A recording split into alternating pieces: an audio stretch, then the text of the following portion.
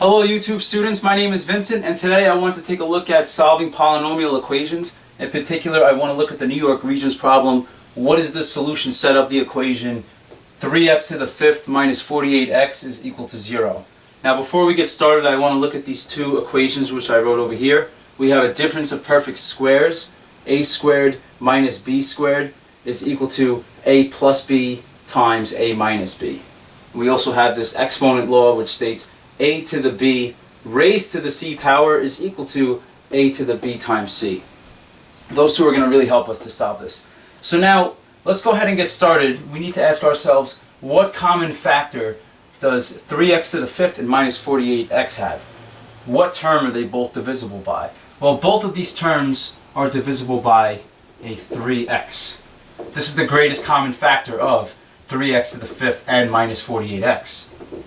When we divide 3x to the fifth by 3x, or when we factor 3x away from 3x to the fifth, we're left with x to the fourth power. And when we do the same thing to minus 48x, when we divide minus 48x by 3x, we're left with a minus 16. And keep in mind this is all equal to 0. If we wanted to check our work, we could always redistribute. 3x times x to the fourth is 3x to the fifth. 3x times minus 16 is equal to minus 48x. But now, what I want to do at this step here is go ahead and rewrite. Instead of x to the fourth power, I want to consider this law of exponents, and I want to go ahead and write this as x to the second raised to the second power. Notice how, if we were to use this law of exponents, x to the second raised to the second is really just x to the 2 times 2, which would bring us right back to x to the fourth. And now, instead of 16, we're going to go ahead and call this 4 squared. And keep in mind, this is still all equal to 0. Now this looks like a difference of perfect square problem. So now we have a 3x, and we could factor this into two binomials.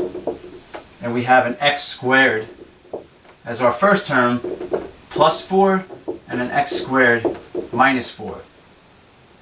Now, what we'll notice is this last binomial here is once again a difference of perfect squares. So what we need to do for the next line is factor x squared minus 4 even further. So we go ahead and we start by just writing down what we already have. This x squared plus 4. And now instead of x squared minus 4, we're going to use this idea of difference of perfect squares, and we're going to factor into two binomials. We're going to have x plus 2, x minus 2. And now I'm going to go ahead and underline this binomial here, because we're going to look at this as somewhat of a separate example. So let's just go ahead and find the roots of this equation by looking at the other binomials involved. Well, in this case it's a monomial. But for the left-hand side to equal 0, we have the product of 4 terms. That means that at least one of these terms has to be 0 in order for the whole left-hand side to multiply to 0. So let's consider the 4 cases as what is the x value for when 3 times x is equal to 0? Well, that tells us that x is equal to 0 is one solution to this equation. Now we'll consider the case of x plus 2. When is this equal to 0?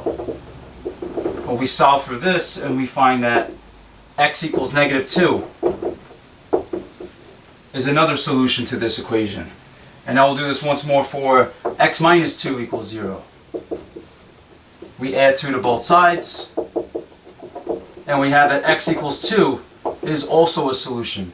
But now let's go ahead and look at this case of x squared plus 4.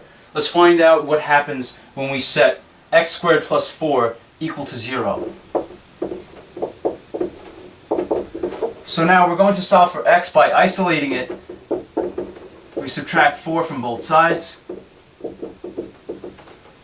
And now to solve for x, we go ahead and we take the square root of both sides. So on the next line I'll do this. We have the square root of x squared is equal to the square root of minus 4. And notice how we're taking the square root of a negative number. So this means that we're not going to have a solution in the real number system. Our solution is going to be an imaginary number or a complex number.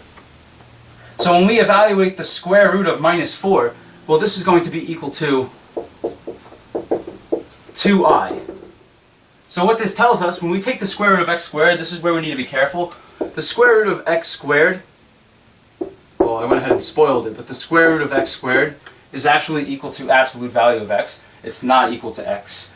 And what that tells us, if the absolute value of x is equal to 2i, this tells us that x is equal to plus or minus 2i. So now we could go ahead and we could write a solution to this problem.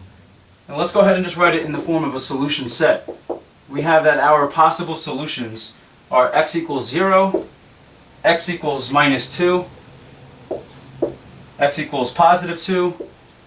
These are our real solutions. And now we also have a minus 2i and we have a positive 2i. And this is going to close our solution set.